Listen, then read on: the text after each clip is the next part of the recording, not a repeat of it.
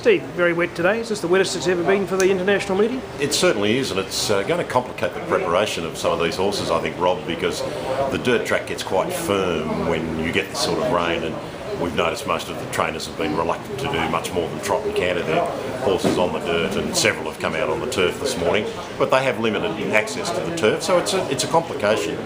But in terms of the track itself, as we've learned over the years, that unless you get a deluge on the day, this track will still hold up to be probably nothing worse than a dead fall.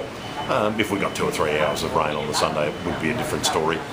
Would certainly suit Cirrus de Ziegler, who's the headline horse, of course, here in the Cup, and probably the great benchmark horse around the world over the last couple of years. The rain would suit him, but as I said, unless we get significant rain on the day, don't worry too much about the track condition. You don't think it's going to have any impact on Sha Tin or Alcapop? As I say, not if it lets up. They both worked on the grass yesterday morning, not overly taxed.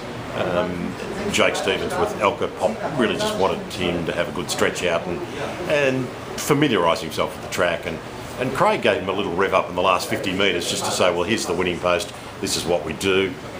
John O'Shea seems to be pretty bullish about Sha Tin. She looks great.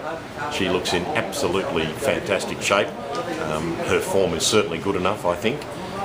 Alcapop's a different animal. He's quite lean, quite bony. As Jake Stevens said, he's a horse who probably tends to look better under saddle. But to my eye, he looks pretty fresh and pretty well.